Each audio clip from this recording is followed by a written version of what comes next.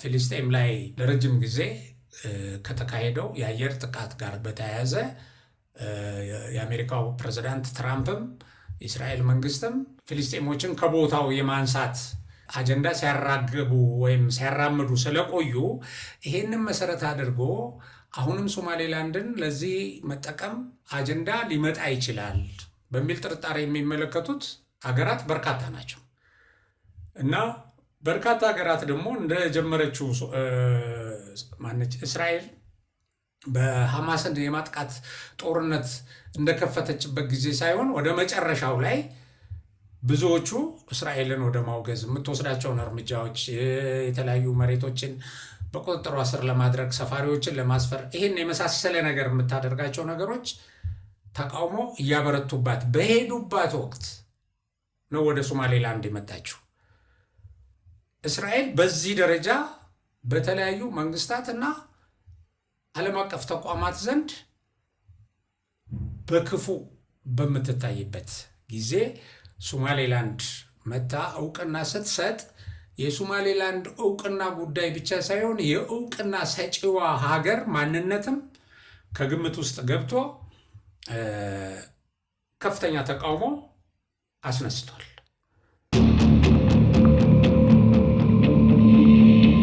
ህዝብን ከህዝብ የሚያጋጭ እንትን ይዘው መጥተዋል። አጀንዳ እንደ አዲስ ማለት ነው።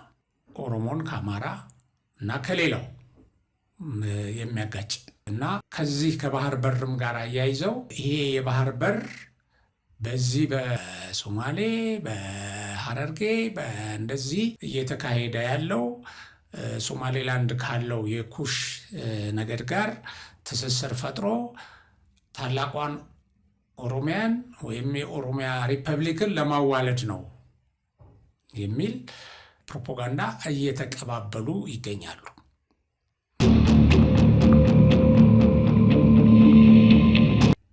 አብዛኛው የኦሮሞ ኤሊት በመኖሪያ ቤቱ በየቢሮ በሀብል ማጫወቻ ሳይቀር ታላቋ ኦሮሚያ የሚሉትን ካርታ አንጠልጥለው እየታዩ ነው አንገታቸው ላይ። ይሄ አሁን ፋኖ መስቀል አድርጎ ይዞር የለ ጽንፈኛው፣ ልክ እንደሱ ኦሮሚያ የሚል አንገታቸው ላይ አንጠልጥለው እየሄዱ ነው በሚል ጽፈዋል።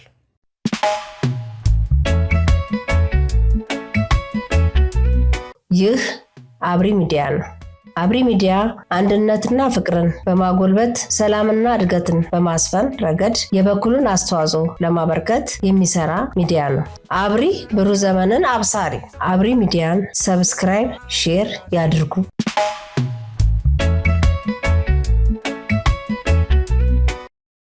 ሰላም የአብሪ ሚዲያ አድማጭ ተመልካቾቻችን፣ ሰላማችሁ በያላችሁበት ይብዛ። ሀገራችን ሰላም ትሁን። ሀገራችንን ከአበጣባጭ፣ ከሰላም አደፍራሽ፣ ከግጭት ለኳሽ፣ ከአንድነት አፍራሽ ትርክትና ፕሮፓጋንዳ እንጠብቃት። ራሳችንንም ቤተሰባችንንም ትውልዱን እንጠብቅ ከነዚህ አፍራሽ ተግባራት። አንድነታችንን አጠናክረን ሰላማችንን እናስከብር ዘንድ ይህ እንዲደናቀፍ የሚያደርጉ ፕሮፓጋንዳዎችን እንመክት።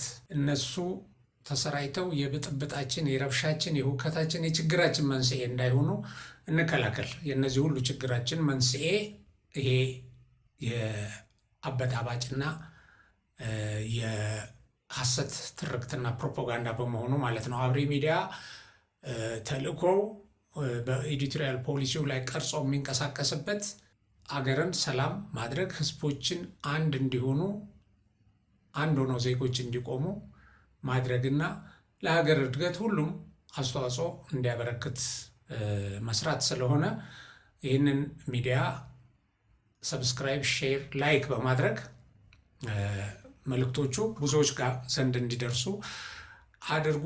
ሚዲያው እንዲጠናከር ደግፉት። እስከ ዛሬ ድረስ ሚዲያችንን የደገፋችሁ ሰዎችን እናመሰግናለን። ክብረት ይስጠለን እንላለን እና ወደ ዛሬው ፕሮግራም ስመለስ በዛሬው ፕሮግራማችን ያው ወቅታዊ የሆነውን የሶማሌላንድን የእውቅና ጉዳይ እንመለከታለን። ይሄ የሶማሌላንድ እውቅና ጉዳይ ከተጠበቀው በላይ ተቃውሞ እየገጠመው ነው። እስራኤል ለሶማሌላንድ የሰጠችው የሉዓላዊ አገርነት እውቅና እናም ቀደም ሲል ኢትዮጵያም ተከትላ መስጠት አለባት፣ ለኢትዮጵያ ትልቅ ተስፋ ነው ያልነው አሁን ካሉት ከሚታዩት ሁኔታዎች ዓለም ላይ እየታዩ ካሉት ሁኔታዎች አንጻር ስንመለከተው በጥንቃቄ ካልተያዘ አደጋም እንዳለው ነው የሚያሳየው ሁኔታው። ስለዚህ ቀደም ሲል እኛም በዚህ በዝግጅታችን ተስፋ ሰጪ እንደሆነ መሰናክሎቹን ፓርት የሚያስከትለውን ችግር አልተመለከትንም እና ኢትዮጵያም ፈጥና ወደዚህ መግባት አለባት በሚል ከዚህ በፊት የነበሩት የኢህአዴጉ መለስ ዜናዊ ኢትዮጵያ ለሶማሌላንድ እውቅና በመስጠት ረገድ አንደኛ አትሆንም፣ ሶስተኛም አትሆንም ብለው ነበረ። አሁን ያለው መንግስትም ይሄንን ተከትሎ ሁለተኛ እንዲሁም ቢያንስ ከቀዳሚዎቹ አንዱ እንዲሆን እኛም ስናስተላልፍ ነበር። የተለያዩ ሰዎችም ይሄንን መልእክት ሲያስተላልፉ ነበር። አሁን ያለው ሁኔታ ግን ያንን አያሳይም እና ኢትዮጵያ በጣም በጥንቃቄ ይህን ሂደት ካልተከታተለችውና ጥንቃቄ የተሞላበት እርምጃ ካልወሰደች የሚያስከትለው ችግር የከፋ ይሆናል። እንዳሰብነው ተስፋው ሊጨልም፣ ሊሰናከል፣ ሊዘገይ ስለሚችል በጥንቃቄ በበሰለ የዲፕሎማሲ አግባብ ይሄን ነገር ማስተናገድ እንዳለባት የሚጠቁሙ ትንታኔዎች፣ ጥናቶች እየወጡ ነው እና ያለው ሁኔታም ይሄንን ነው የሚያሳየው። ስለዚህ ሁልጊዜ አንድ ነገር እንዲህ ነው ብሎ እዛ ጉዳይ ላይ ድርቅ ማለት አያስፈልግም። እኛም በሚዲያችን ይዘን የነበረው አቋም ከመጡት መረጃዎች አንጻርና አንዳንድ ምሁራን ከሰጧቸው ትንታኔዎች ጋር አያይዘን ስንመለከተው ይሄ የጥንቃቄ እርምጃ ያስፈልጋል እና ይሄን ጉዳይ በአጭር ጊዜ ይሳካል ኢትዮጵያን ወደ ቀይ ባህር በማውጣት ረገድ ያልነውን ተስፋ ወይም ግምት ወይም ድምዳሜ እንደገና እንድናየውና በዛ ደረጃ እንደ ዜጎችም በሚመለከተን ሁሉ ሁላችንም በአቅማችን ማድረግ ያለብንን አስተዋጽኦ ልናደርግ ይገባል። ይሄ አንዱ የምንመለከተው ጉዳይ ነው፣ በዛሬው የትንታኔያችን ርዕስ ማለት ነው። ሁለተኛው ጉዳይ የጽንፈኛ የቅጥረኛ እና የባንዳ ሚዲያዎች አሁን እየተከተሉ ያሉት የፕሮፓጋንዳ አቅጣጫ ቀደም ሲል ሲሰሩት የነበረው የሆነ ጊዜ ግን ትንሽ እንደ ታክቲክ ወደ ሌላ አቅጣጫ ቀይረውት የነበረ ይሄን ህዝብን ከህዝብ የሚያጋጭ እንትን ይዘው መጥተዋል። አጀንዳ እንደ አዲስ ማለት ነው።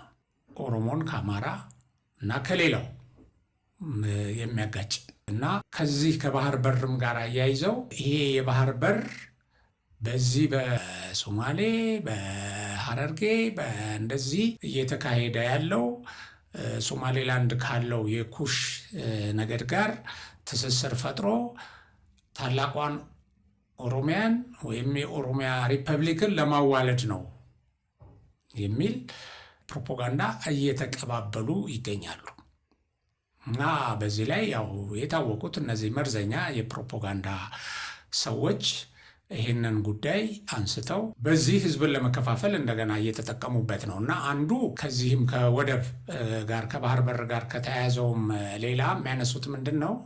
ለዚህ እንደ ማሳያ እንደ አመክንዮ የሚያቀርቡት ኦሮሚያን የገዳ የኢኮኖሚ ዞን ተብሎ ኦሮሚያን በኢኮኖሚ ለማበልጸግና ሌሎችን ለማደየት ከጫውታ ውጪ ለማድረግ እየተሰራ ነው። ፍትሃዊ ያልሆነ የኢኮኖሚ እድገት በሀገሪቱ እንዲታይ ወደ አንድ ወገን ያደላ እየታየ ነው ይላሉ።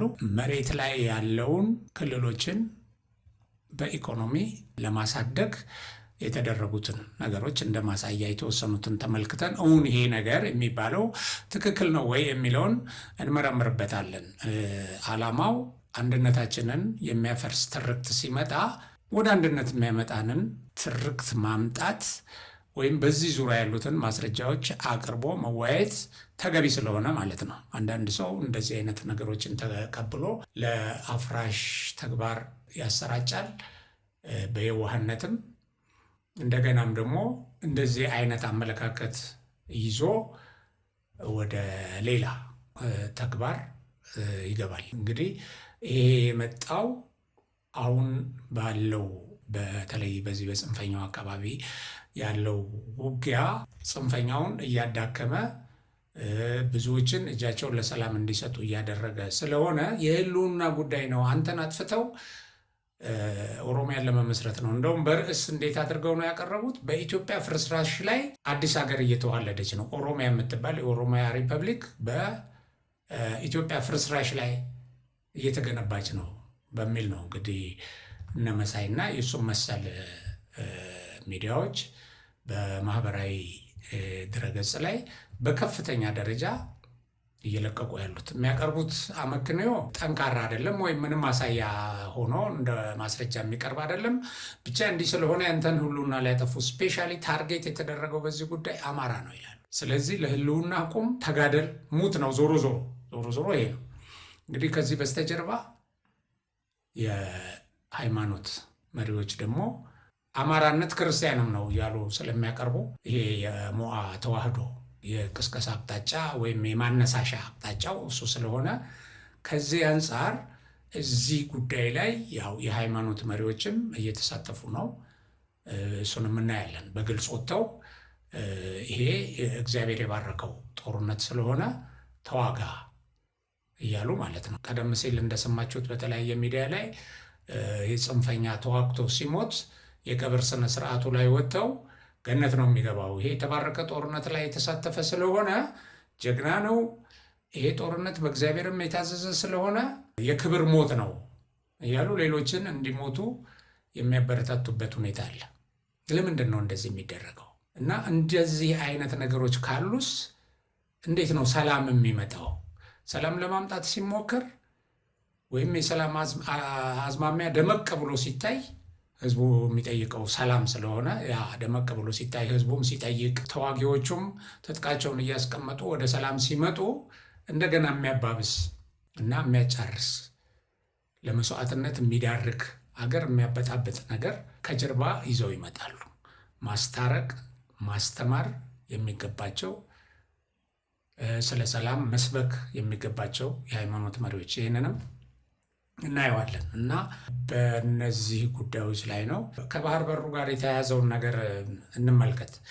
ይሄ የሶማሌላንድ እውቅና የሀገራዊነት እውቅና በእስራኤል መሰጠቱ ቀደም ሲል እንዳሰብነው እስራኤል ያው ትልቅ ሀገር ነች፣ ከበስተጀርባው አሜሪካ አለ፣ ሌሎች የአውሮፓ ሀገራትም ይደግፏታል። ስለዚህ ይሄ በሷ መምጣቱ ጉልበት አለው ይሄንን ተቀባይነት እንዲያገኝ የሚል ነበረ የነበረው ትንታኔ። አሁን ግን መሬት ላይ የምናየው ነገር ተቃራኒው ነው እና እንደውም አንድ ጸሐፊ ምንድን ነው የሚሉት ይሄ ጉዳይ እስራኤል ስለለከፈችው እስራኤል ከመሆኗ ጋር ተያይዞ የሚመጡ ናቸው እነዚህ ሁሉ ተቃውሞዎች። ምክንያቱም እስራኤልን ከብዙ ጉዳይ ጋር የሚያያይዝ ነገር ስላለ ማለት ነው። ስለዚህ ይሄ የራሱ የሆነ ኔጌቲቭ ነገር ስላለው እያመጣም ስለሆነ ይሄንን በጥንቃቄ መመልከት ያስፈልጋል። እንደምናስበው ቀላል አይደለም ይሉናል አንድ ጸሐፊ። ለዚህ ትንታኔ እንደውም እንደ ርዕስ የመረጥኩት ይሄንን የእሳቸውን ትንታኔ ነው እና ምን ይላሉ?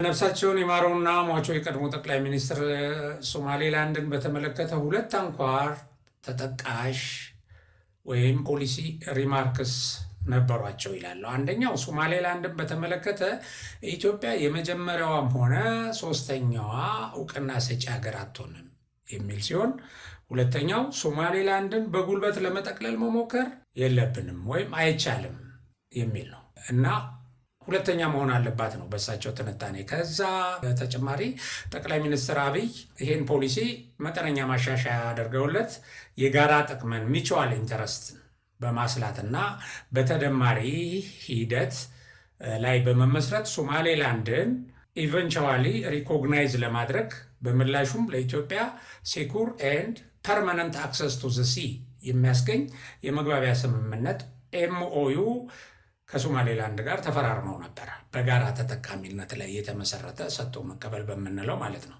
እና እንግዲህ ያ ኤምኦዩ በተለያዩ ምክንያቶች ለጊዜው መሳቢያ ውስጥ እንዲቀመጥ ተደርጓል። አንደኛው ራሱ በወቅቱ የሶማሌላንዱ ሙሴ ቢሂ መንግስት በኩል የታየው የእውቅና ሂደቱ ላይ ማተኮር ነበረ። ፈጥኖ እውቅናው እንዲሰጥ በጣም ያተኩር ነበር። ምክንያቱም ከስልጣንም ምርጫም እየተቃረበ ስለሆነ በሱ ዘመን ያንን ነገር አሳክቶ ለመሄድ ከፍተኛ ተነሳሽነት ነበረው እና የዚያኔው ተቃዋሚ ደግሞ የዛሬው የሶማሌላንድ ፕሬዝዳንት እሱ ደግሞ በዚህ ጉዳይ ላይ ለየት ያለ አቋም ነበረው እና ይህንን ከሁለቱ የአቋማቸው መለያየት አንዱ ምክንያት ሲሆን፣ ሌላው ደግሞ በወቅቱ የተነሳው ቀጠናዊ ጫጫታ ነው። እንደምናስታውሰው በጣም በከፍተኛ ደረጃ ጫጫታ ተነስቶ ነበር። ሌላው ደግሞ በኢትዮጵያ መንግስት በኩል ሁለቱን ነባራዊ ሁኔታዎች ከግምት ያስገባውና አንካራ ዲክላሬሽንን እንደ ታክቲክ በመጠቀም ሁኔታዎችን መልሶ ለመገምገም መወሰኑ እነዚህ እንዲቆይ አድርገውታል። ለማንኛውም አሁን እስራኤል ለሶማሌላንድ እውቅና የሰጠች የመጀመሪያው ሀገር ሆነች። ኦኬ። አሁን ባለንበት ሁኔታ የጠቅላይ ሚኒስትር መለስም ሆነ የጠቅላይ ሚኒስትር አብይ መንግስት ፖሊሲ ማለትም እነዚህ ከላይ የዘረዘርናቸው ማለት ነው ሁሉ ከስር መሰረታቸው የሚያፈራርስ ሆኖ ተገኝቷል። የሁለቱን ፖሊሲ ሁለተኛ መሆን አለባት የሚልም ኢትዮጵያ ደግሞ እንዳለችው ሰጥቶ በመቀበል የሁለቱንም ሀገሮች ጥቅም በማስከበር ይሄንን ይዤ እገባለሁ ያለችበትም ሁኔታ እንዲለወጥ የሚያስገድዱ ሁኔታዎች ተፈጥረዋል። እንግዲህ ኢትዮጵያ ከእስራኤል ቀጥላ ሁለተኛዋ እውቅና የምትሰጥ አገር የምትሆንበትም የጋራ ጥቅምን መሰረት ባደረገ መልኩ ወደ እውቅና መስጠት የምንሸጋገርበትም ሂደት አሁን ተጨናቅፏል። ምክንያቱም አጀንዳውን እስራኤል ለከፈችው ይላሉ እና በእኛ በኢትዮጵያውያን ውሻ የለከፈው ጅብ የነከሰው እንደሚሉት ሆኗል ይላል እና ምንድን ነው ይሄን እውነታ ያልተጠበቀ ነው። እያስከተለ ያለው ውጤትም ያልተጠበቀ ነው።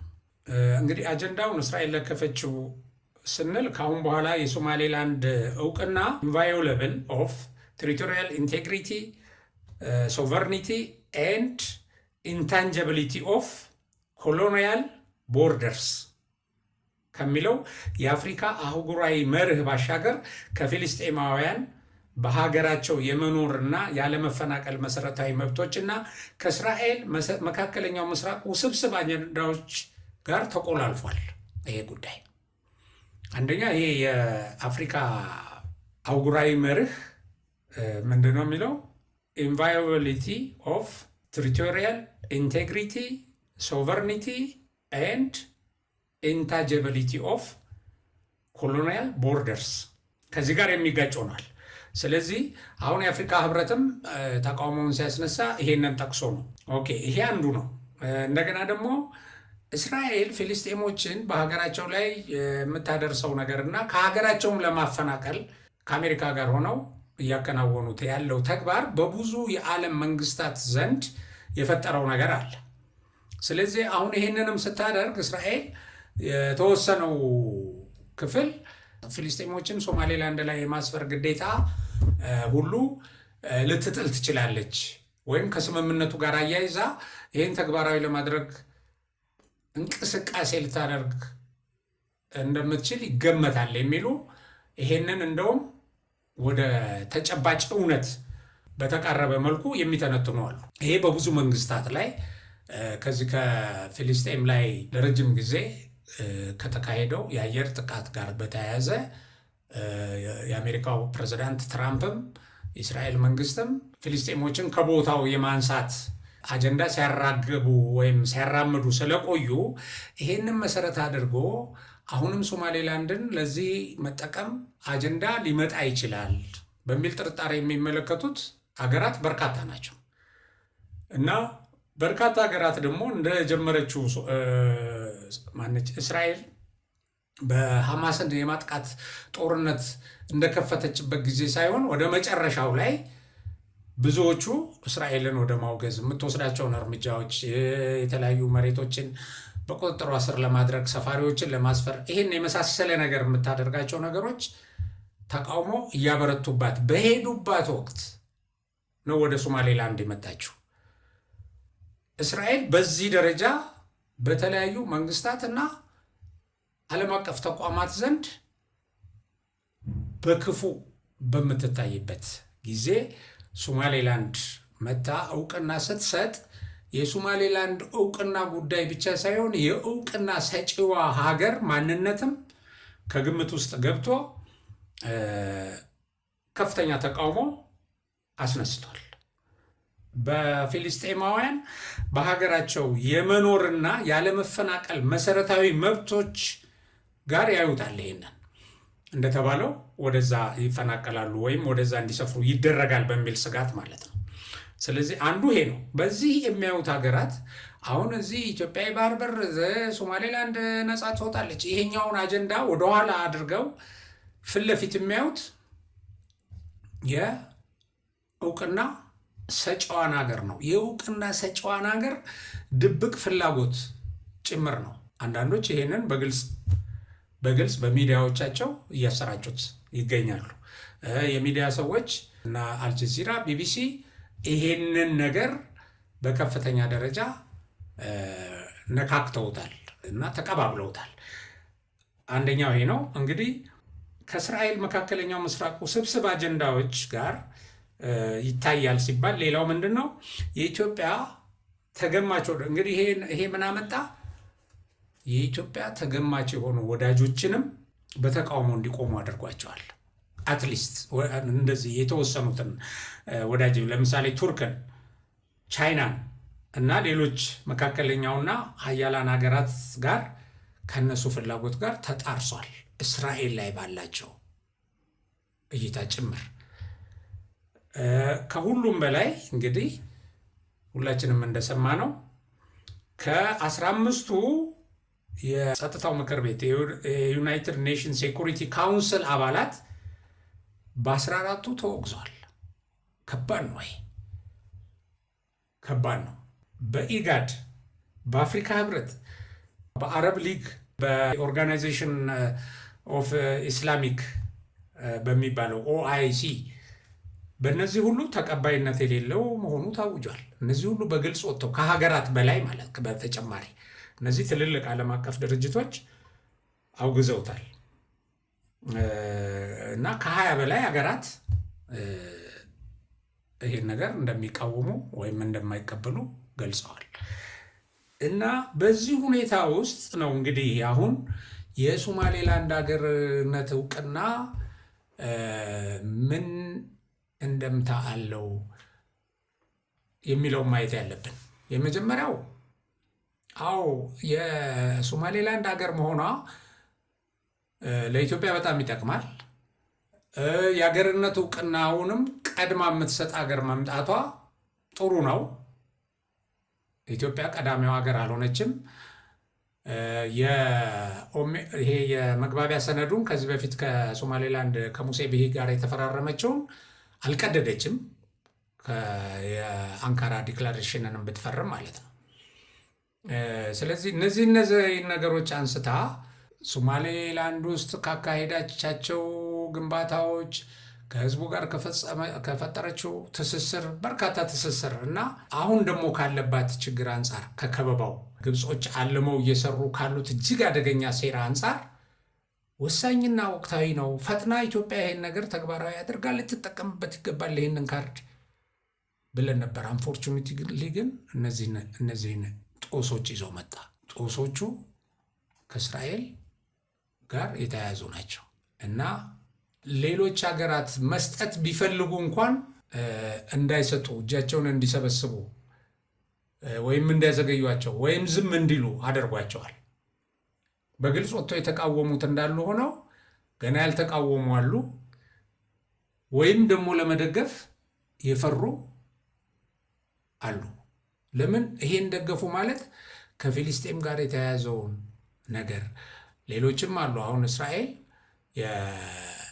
የተለያዩ የጎረቤቶቿን አካባቢዎች ወደ ራሷ ግዛት ለመጠቅለል የምታደርጋቸው እንቅስቃሴዎች በብዙ መንግስታት ዘንድ በበጎ እየታዩ አይደለም።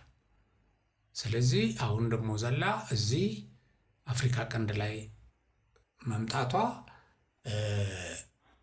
እዛ አካባቢ ያለውን በኃይል የምታደርጋቸውን እንቅስቃሴዎች ወደዚህ አምጥታ ይሄ ቀጠናውን ሊያተራምስ ቀጠናውን ሊረብሽ ይችላል የሚል እንጂ የሶማሌ ሉዓላዊነት መከበር አለበት የሚል እንዳልሆነ በአብዛኞቹ ብዙ ተንታኞች ይህንን እየገለጹ ነው። በፍጹም። ምክንያቱም ሶማሊያ ፌልድ ስቴት ነች። አሁን ሶማሊያ ትፈራርሳለች፣ እንደዚህ ትደረጋለች የሚባል ሶማሊያ አሁን ካለችበት ቁመና አንጻር የሚነሳ ጥያቄ አይደለም። ሶማሌላንድ ደግሞ ለ35 ዓመታት አገር ሆና የቆየች አገር በአገር ቁመና ላይ የቆየች እና በጣም በርካታ ሀገር የሚያሰኙ ነገሮችን ያሟላች ከሌሎች የሶማሊያ ግዛቶች በተለየ ሰላሟን አስጠብቃ እየኖረች ያለች አገር ነች እና አገር የሚያሰኙ መመዘኛ ነጥቦችን በሙሉ የምታሟላ ነች እና ለደቡብ ሱዳን ለኤርትራ እውቅና ሲሰጥ በዚህ ደረጃ ተቃውሞ አልመጣም። በዚህ ደረጃ እርግጥ እነዚህ ዓለም አቀፍ ድርጅቶች ያው ከመርህ አንጻር ነው መጀመሪያ ላይ ተቃወሙት። በኋላ በርካታ ሀገራት ድጋፍ ሲሰጡ ለኤርትራም ለሳውዝ ሱዳንም በርካታ ሀገራት ድጋፍ ሲሰጡ እነሱም ተቀበሉት ሀገርነቱን ማለት ነው። አሁን ግን የምታዩት እንዲቀበሉ የሚያደርጓቸው ሳይሆን የከለከሉበትን አቋም ይዘው እንዲቀጥሉ የሚያደርግ ከመሆኑ አንጻር ተስፋው በዚህ ደረጃ የሚታይ ነው። ነገር ግን ይሄ ማለት ግን ይሄ ሀገርነቱ ጨርሶ ይቀራል ወይም ዜሮ ነው ወይም ምንም ተስፋ የለውም ማለት አይደለም። ምንድነው ኢትዮጵያ ለአጭር ጊዜ ልትከተለው የሚገባውን ታክቲክ ለመግለጽ ነው እና እንግዲህ ከኛ አሁን ያቀረብናቸው ነገሮች የኢትዮጵያ መንግስት የአጭር ጊዜ ፖሊሲ ነው ሊሆን የሚገባው። በዚህም ስለ ጉዳዩ ምንም ባለማለት ኖ ፖሊሲ አዝ ኤ ቤስት ፖሊሲ ይህም በመከተል ነው ሊቀጥል የሚገባው። እየሆነም ያለው ያንን ይመስላል። ያው እንግዲህ ብዙዎቻችን ለምን ዝም አለ እኔም እስከ ትናንት ድረስ እንደው ለምን ዝም አለ እያልኩ ነበር። ምንድን ነው ይህንን የነብር እንጅራት ሁሉ ብዬ እኮ ፕሮግራሜ ላይ ተናግሬያለሁ። እና ግን ይህንን ነገር መከተል አለበት። ስለዚህ ኖ ፖሊሲ አዝ ኤ ቤስት ፖሊሲ ግን ምንም አይደለም፣ ምንም ተስፋ የለም፣ ዝም ብሎ መቀጠል አለበት ማለት ግን አይደለም። የአጭር ጊዜ ፖሊሲ እንደ ስሙ የአጭር ጊዜ ነው መሆን ያለበት። የሚጠቅመው ወይም ጥቅም ላይ ሊውል የሚገባው ለአጭር ጊዜ ብቻ ነው። ከረጅም ጊዜ አንጻር ካየነው ያው ለብሔራዊ ጥቅማችን የሚበጀንን ጊዜ ወስደንና መርምረን መወሰን አለብን። እንግዲህ በእኛ በኢትዮጵያ ትልቅ አስተዋጽኦ ከቀድሞ ከንጉሥ ኃይለሥላሴ ጀምሮ ኢትዮጵያ ባደረገችው አስተዋጽኦ ከዛም በኋላ ያሉት መንግስታት ባደረጉት ድጋፍና ትልቅ አስተዋጽኦ ከሌሎቹ በተሻለ በላቀ አስተዋጽኦ ያቆምናቸው የአፍሪካ ህብረትም ሆነ ኢጋድ ከነሱ በተቃራኒው መቆም አያዋጣንም አሁን። ስለዚህ የሰሞኑ አዲስ ነባራዊ ሁኔታ አዲስ የሶማሌላንድ ፖሊሲ እንዲኖረን ያስገድዳል። አዲስ ቀደም ብለን ከምናስበው ሌላ በጥንቃቄ በጥናት በጥልቀት የታሰበበት ለማለት ነው። ግን በዚህ ውስጥ አስበን በዚህ ውስጥ ተንቀሳቅሰን በበሰለ መንገድ ከጋገር ነው የሚያጠገብ እንጀራ ይሆናል። ወደ ሌላው አጀንዳችን ስንሄድ ይህንን አዲስ ሀገር እየተዋለደ ነው የሚል ኢትዮጵያ ውስጥ የሆነ ነገር እየሆነ ነው ይላል መሳይ መኮንን ነው ይሄን ያለው። አብይ አህመድ ሀገር ሊያዋልድ እያስማጣ ይመስላል ይላል። ወለጋ የሚታየው ይላል ብርጋዴር ጀነራል ኃይሉ ጎንፋ ሚዲያ ላይ የሰጠው እነ ከማል ገልቹ ያሉት የቀድሞ የኦሮሚያ ክልል ፕሬዝዳንት ሐሰን አሊ ወደ ሀገር ቤት መምጣት እና የተደረገላቸው አቀባበል፣ የኦሮሚያ ልዩ ኃይል የገዳ ኮማንዶ፣ ኮሬ ነገኛ፣ ጋቸና ሲርና የተሰኙ ኃይሎች ከመከላከያ የተሻለ ትጥቅ መያዛቸው፣ በአዲስ አበባ ዙሪያ የተጀመረው መጤ ተብለው የተፈረጁ ኢትዮጵያውያንን ማባረር፣ በአንጻሩ የኦሮሚያ ኢኮኖሚን የሚያሳድጉና የሚያበለጽጉ እርምጃዎች መወሰዳቸው፣ ሞያሌን ድሬዳዋን ይዞ ወደ ጅቡቲና ሶማሊያ ተጠግቶ ወደብ ለማግኘት በስውር የተጀመረው የሚገርማቸው እንቅስቃሴ እየተጠናከረ መምጣቱ በስውር ይላል። አሁን ወደብ ለማግኘት በአጠቃላይ የሚታየው ነገር በግልጽ የሚያመለክተው አንዲት ሀገር ምስራቅ አፍሪካ ላይ ልትወለድ መቃረቧን ነው። በእነ አብይ ዙሪያ የተኮለኮሉት ሌሎች የብልጽግና አጋፋሪዎችም አይናቸው እያየ እያዋለዱ መሆናቸውን ሊረዱ ይገባል ይላል። እንግዲህ በኢትዮጵያ ፍርስራሽ የሚቆም ሀገር ካለ አብረን እናያለን ይላል። እችኑ ይወስድና ደግሞ አንድ ሌላ ጸሐፊ ያው ሁልጊዜ ከአንድ አካባቢ ትወጣና ሁሉም ነው የሚቀባበላት። እችኑ ወስዶ ደግሞ ሌላውም እንደዚሁ እነዚህን ያሉትን ይዘረዝርና የገዳ ኢኮኖሚ ዞን የሚለው ፕሮጀክትን ጨምሮ የኦሮሚያ ኢኮኖሚን የሚያሳድግና የሚያበለጽጉ ሌላውን የሚያቀጭጩ ይላል እርምጃዎች እየተወሰዱ ነው ይልና ይሄ የወደቡን ሞያሌን ድሬዳዋን ይዞ ወደ ጅቡቲና ሶማሊያ ተጠግቶ ወደብ ለማግኘት በስውር የተጀመረው ይላል። እሱም አብዛኛው የኦሮሞ ኤሊት በመኖሪያ ቤቱ በየቢሮ በሀብል ማጫወቻ ሳይቀር ታላቋ ኦሮሚያ የሚሉትን ካርታ አንጠልጥለው እየታዩ ነው አንገታቸው ላይ። ይሄ አሁን ፋኖ መስቀል አድርጎ ይዞር የለ ጽንፈኛው፣ ልክ እንደሱ ኦሮሚያ የሚል አንገታቸው ላይ አንጠልጥለው እየሄዱ ነው በሚል ጽፈዋል።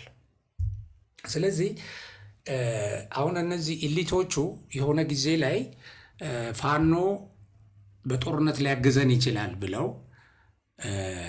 የነ ጀዋር የነዚህ የነ እስኪኤል ገቢሳ ምናምን ግሩፖች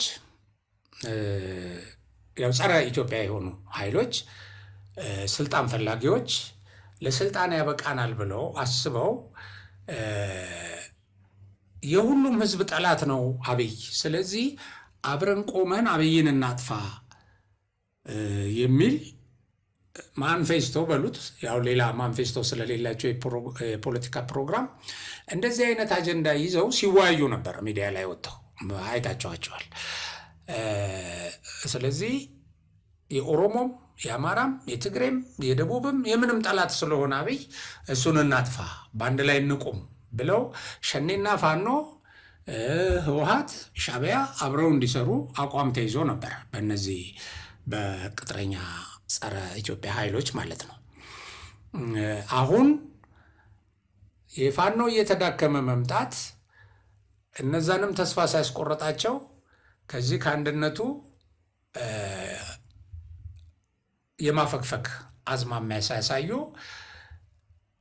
ይሄንን ፋኖ ማጀገኛ ደግሞ መንገድ ፈልገው እነዚህኛዎቹ የዚህ የፋኖ የአማራ ጽንፈኛ ፕሮፓጋንዲስቶች ደግሞ መጡና አማራ አንተ ልጠፋ ነው፣ የጠፋ ነው፣ ያንተን ኢኮኖሚ አጥፍተው አንተን አፈናቅለው አንድ ሀገር በአንተ ከርሰ መቃብር ላይ እንትን ሊሉ ነው። ዋነኛው ይላል እዚህ ጽሁፍ ላይ ዋነኛው የጥቃቱ ኢላማ ለምን የሚከላከላቸው ጠንካራው ኃይል ይሄ አማራ ስለሆነ አማራን አጥፍተው ነው ይሄንን የሚያደርጉት።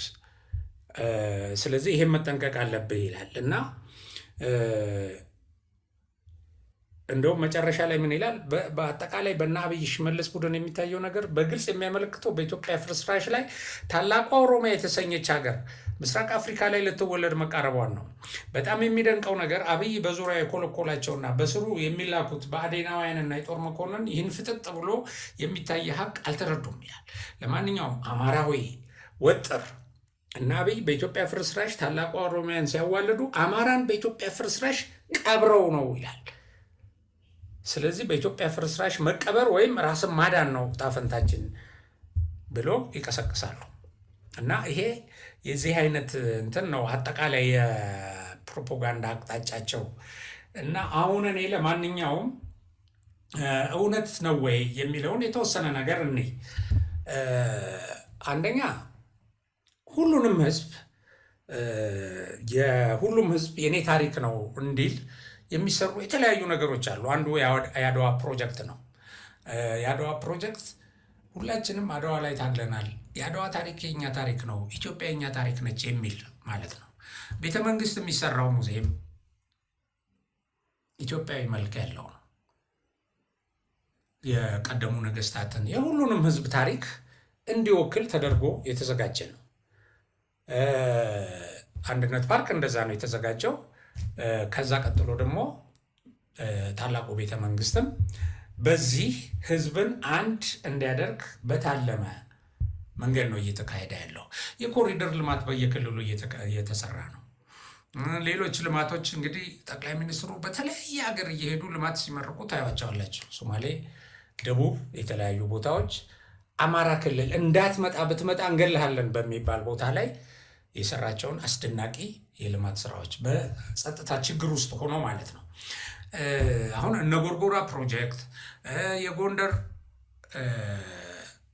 እድገት አይታችሁታል። የአፄ ፋሲልን ቤተ መንግስት ያደሰ ሰው ኦሮሚያ ላይ ያዋልድ ነው የኦሮሚያ ሪፐብሊክ ብለህ ስትል ያሳዝናል። ከዛ በላይ ግን እነዚህ ያው በግልጽ የታዩ አሁን የአባይ ግድብ በኢትዮጵያ ውስጥ ሌላ ቦታ የሌለ ግድብ ነው። አባይ ላይ ግድብ የተሰራው ጎርጎራን ያው እንደምታውቁት ነው ምን አይነት እንደተሰራ። ጎርጎራ እዚህ ሲመጣ መተነው በእንደዚህ አድርገን አፍነን እናስቀረዋለን እየተባለ ማለት ነው የጎርጎራ ልማት ፕሮጀክት። እነዚህ ሁሉ እንግዲህ ሌላው አገራዊ ስራዎች የሚሰሩት የህዳሴ ግድብ የሁላችንም ነው። ሌሎች ግድቦች የሚሰሩ ከዚህ በኋላ 10 ግድቦች ይሰራሉ። እነዚህ በአብዛኛው በአማራ ክልል ያሉ ናቸው። የኒኩለር ኃይል ማመንጫ፣ የዚህ የማዳበሪያ ፋብሪካ የመሳሰሉት እየተገነቡ ነው።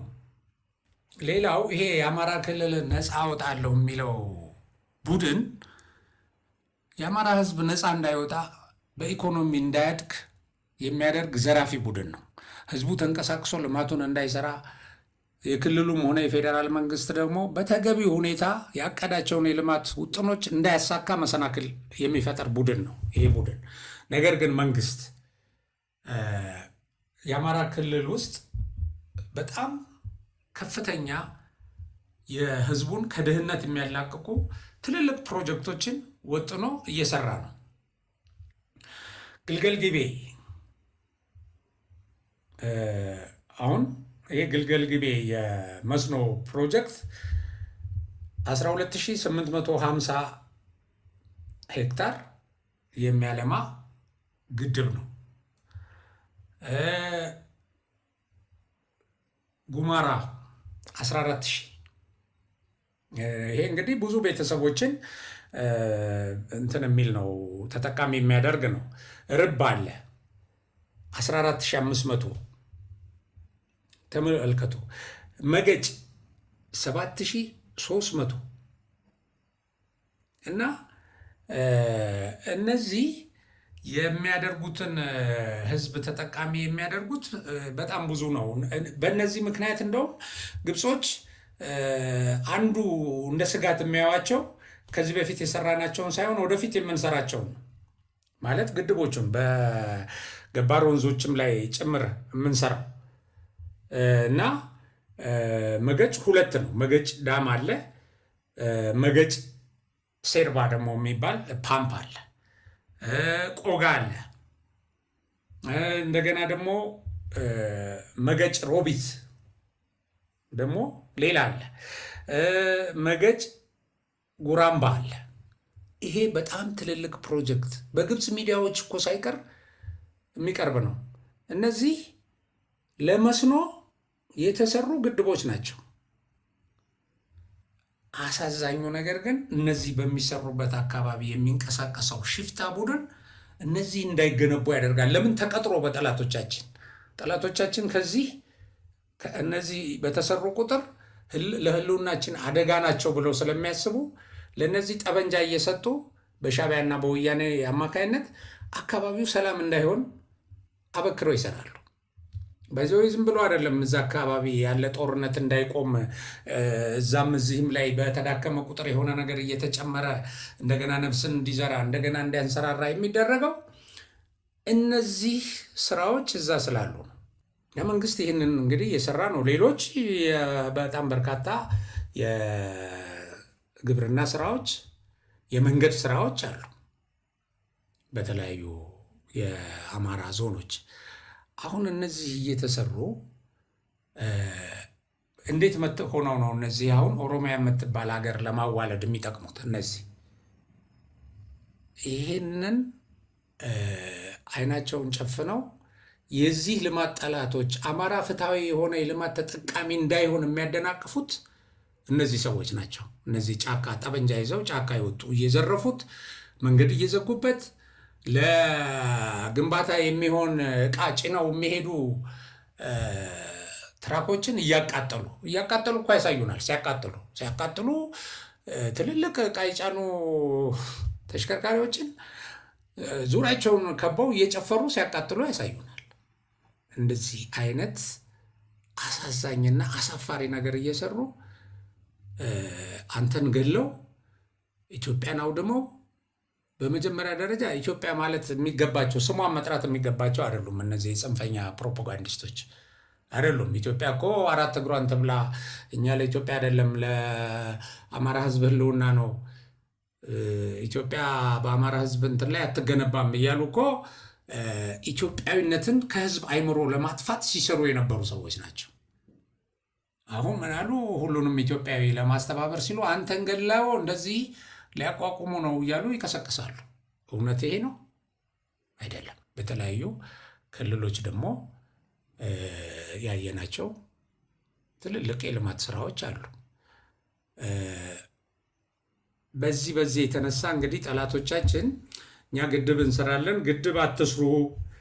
አሁን የግብፅ ከዚሁ ጋር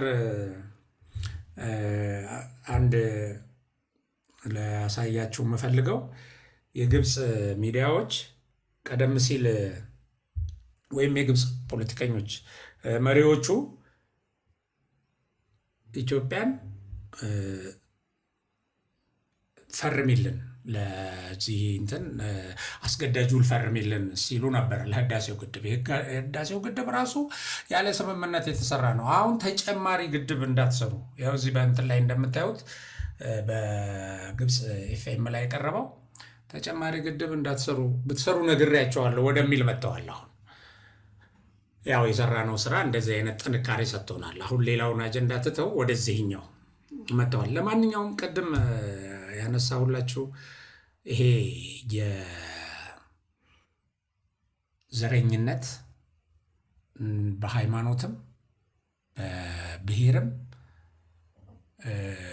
ነው ኢትዮጵያ ላይ ውጊያ የተከፈተው እና አንደኛ ወጥተው የሃይማኖት አባቶች ይሄ ጦርነት ትክክል አይደለም፣ የሀገሪቱን ሰላም ያፈርሳል፣ የሀገሪቱን ልማት ያደናቅፋል፣ የክልሉን ሕዝብ ያስርባል፣ ያስቸግራል ከማለት ፋንታ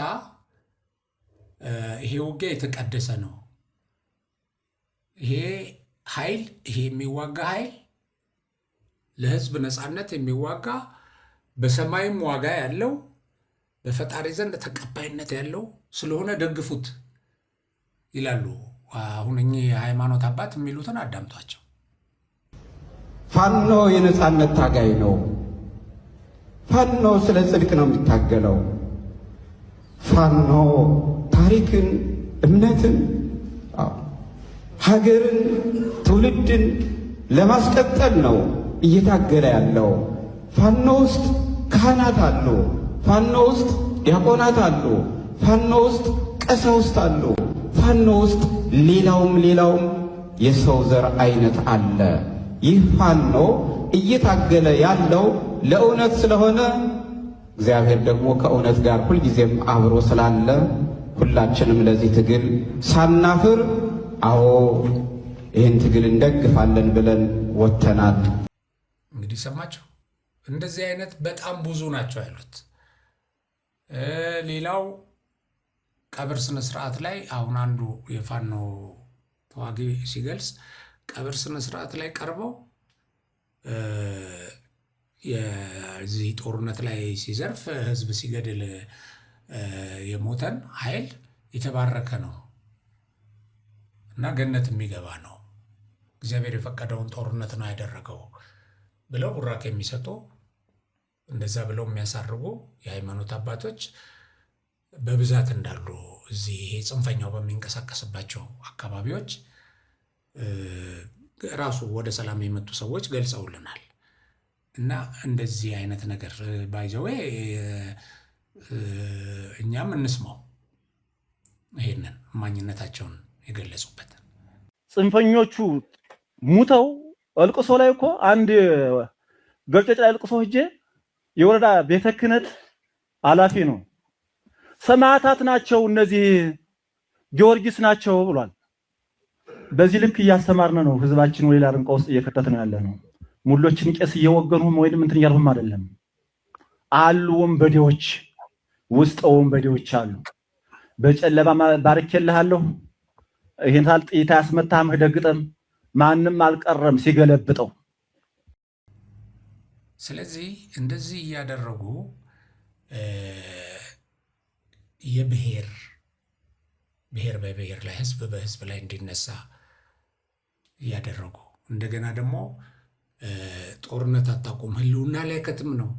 እንደገና ይህን ጦርነት ደግሞ ማካሄድ ከእግዚአብሔር የተፈቀደ ነውና ቀጥል በርታ እያሉ ለሰላም የሚደረገው ጥረት ላይ ውሃ የሚቸልሱ ሰላም እንትን ሲል ወደኋላ የሚመልሱ ኤሊቶች፣ ፕሮፓጋንዲስቶች፣ የሃይማኖት መሪዎች አሉ። ከድርጊታቸው ይታቀቡ እንላለን። ሌላውም ህዝብ ይህን ፕሮፓጋንዳ በመመከት ረገድ የበኩሉን አስተዋጽኦ እንዲያደርግ አደራ እያልን የዛሬውን ፕሮግራማችንን በዚሁ እናጠቃልላለን። ያው መጀመሪያ ላይ እንዳልኳቸው አብሪ ሚዲያን ሰብስክራይብ፣ ሼር፣ ላይክ አድርጉ። እናመሰግናለን።